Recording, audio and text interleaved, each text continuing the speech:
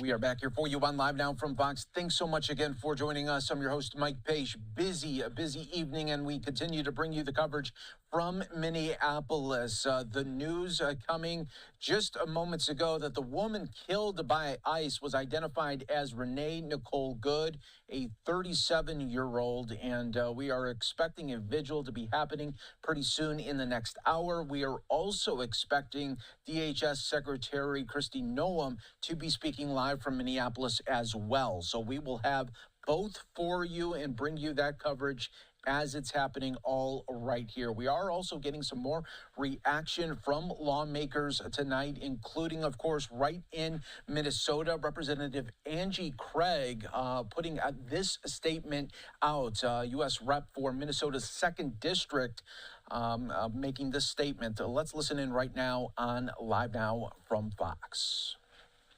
I, along with many of my fellow elected officials, law enforcement agencies, and community members, have warned of the dangers of the Trump administration's chaotic, reckless, and unnecessary ICE operations in our cities. Today, our worst fears became reality when an ICE agent shot and killed a woman in South Minneapolis. This is beyond unacceptable. It's unconscionable, and it's sickening. President Trump and his administration will try to justify their meddling in Minnesota, and they will continue to lie and say it's about keeping folks safe. But Minnesotans know that isn't true. It's a flat-out lie. Today, the president's political stunt got a woman killed. Trump's actions have never been about keeping people safe. They've never been about catching criminals. They've always been about weaponizing our immigration system and using immigrant communities as political pawns. President Trump, Secretary Noem, hear me loud and clear. ICE must leave Minnesota now. We are a nation of immigrants. Immigrants are essential members of our communities. Immigrants make up the fabric of our state, and they make us stronger. To my fellow Minnesotans, stay peaceful. Take care of one another. They must have graduated from the Learing Centers. This reckless administration at every turn. We won't back down. All right, that was the statement made earlier today, and now we are continuing to show you this live look right now of the visual that is expected to get going in just a moment. We also have Sky Fox visuals as well. Let's show this to you high up above, where we do have more people circulating in the area in Minneapolis, just right near where all of this happened earlier today. Okay, just moments ago, we did have Representative AOC speaking on this matter. Let's listen in right now on Live Now. And has been for a long time around ICE, that this will be used as an anti-civilian force, that it has no accountability. At the end of the day, what we saw today is a murder. And murders in cold blood need to be prosecuted. And we've seen what happened to this woman I believe it was just a few blocks away from where George Floyd was murdered. And what we need to see is this incident prosecuted. What we saw today was a criminal murder a woman and shoot her in the head while she was trying to escape and flee for her life. And I think what we saw today was a manifestation of every American's worst nightmare, which is their government turning into a tyranny. Do you believe he should be arrested, the officer involved? I think what we saw was a murder today, and I think that we need, of course. You said that she was fleeing for her life. Do you know that she was fleeing? I think we saw this vehicle, and listen, part of a due process is to allow an investigation of what transpired and what occurred. I think what we saw was a woman trying to reverse her vehicle and leave a scene. It sure looked like reversing when she was going forward. This driver was weaponizing her vehicle. What do you say to that? I think that they're Learing Center Graduate. Of this event to justify a public murder is disgusting. It is horrifying. Wow. And watch it for yourself. Watch it for yourself. And make that assessment to yourself and which of these leaders are lying to you with their statements. Some of your Senate Democratic colleagues have suggested using... Right, AOC tonight going off on the agent that killed the woman earlier today in Minneapolis, calling that agent a criminal as well as a murderer. So that is just some of the reaction from Democrats this evening. We have a look right now of where the news conference is going to be happening with Secretary Noem. That is slated to happen at the top of the hour. So we are moments away from that. As soon as it gets going, we will bring bring it to you without any commercial interruption. In the meantime, do want to show you a live look right now, high above Sky Fox, showcasing the visual that is expected to get going in just a little bit as well, for the woman that was killed earlier today. All right, we want to now continue our coverage, bring you out more of our friends over at Fox 9 Minneapolis as they continue their wall-to-wall coverage of this incident.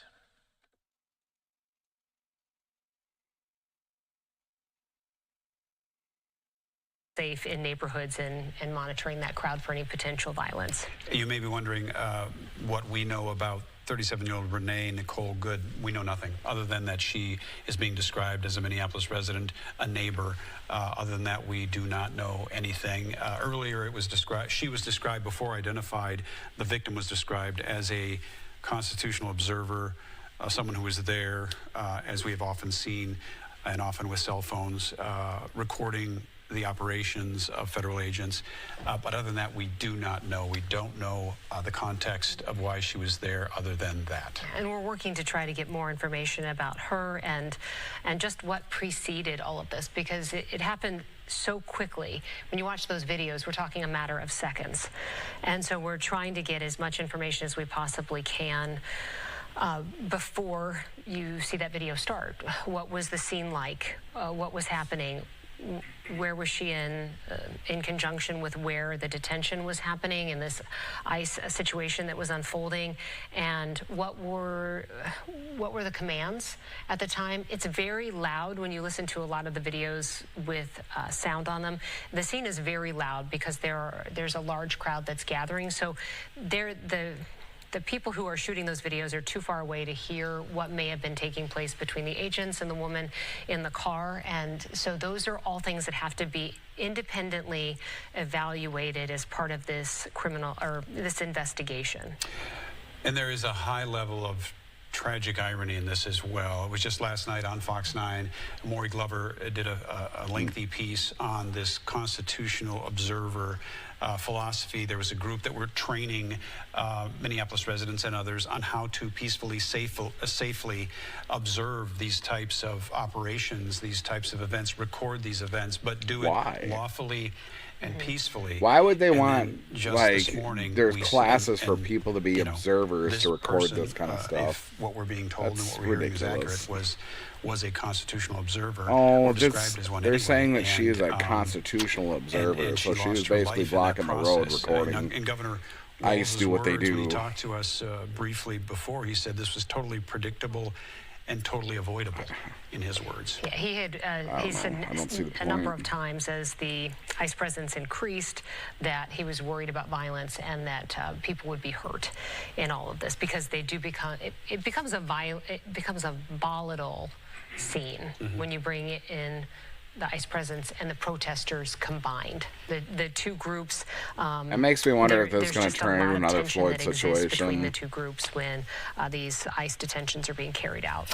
I should let you know that allegedly in about 4 minutes. Really, or so, they have a video Homeland going on, but it's Secretary nothing Christy like Nolan is supposed the to city's take not burning. to a podium and give us a brief I don't know if it's brief, a statement regarding this as well. She did in Texas. There's a shot of where she will be.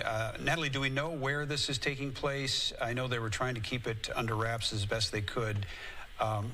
Okay, yeah, we don't know exactly where it is, but we do know that's where she will be taking to the mic.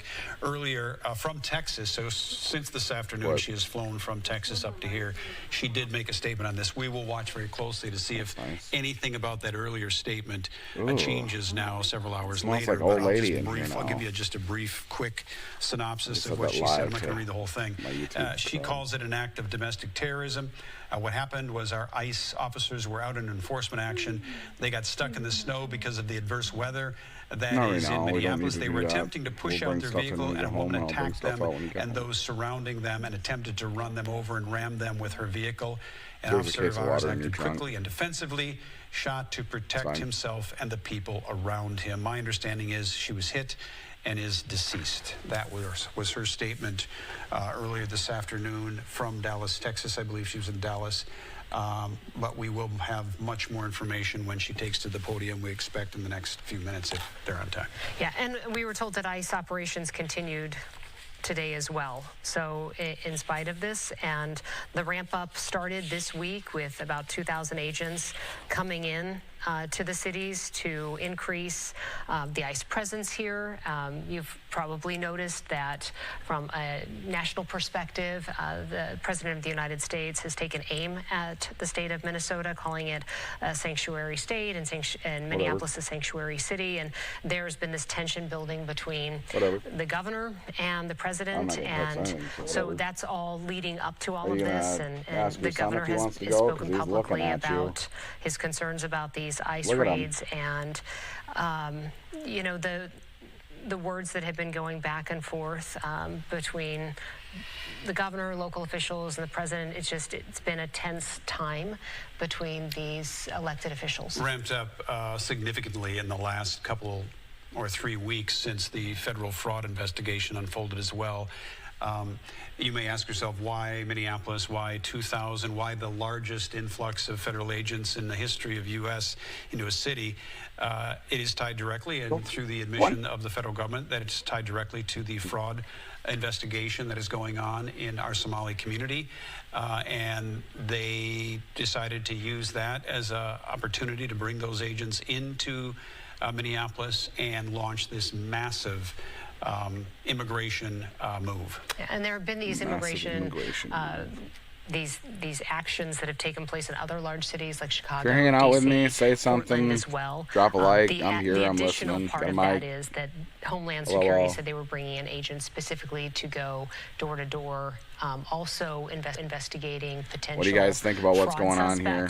And a lot of that goes back to 2020 and this Feeding Our Future investigation, where there were these child nutrition programs set up during the pandemic that were found to be fraudulent, hundreds of millions of dollars. And then as a result of that, in the last couple of years, there are other agencies that have been under the microscope, and there are questions about government dollars going to other programs as well. And so it's also created this war of words between elected officials at the state level and at the national level, and our elected officials really at every level, the House and the Senate, and that's state and national as well.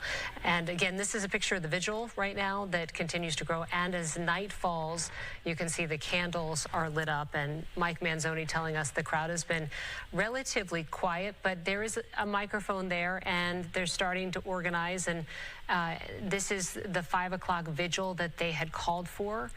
And it's hard to tell from this particular shot just how many people might be there, but we did see an aerial a while ago, and it looks like a pretty big crowd there at 34th and Portland, which is a residential neighborhood.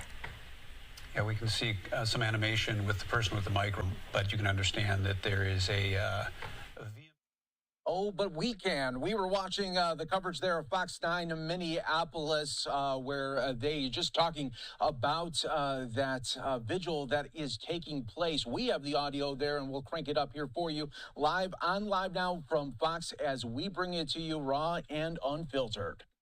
Because there are people out there that are too scared to step out.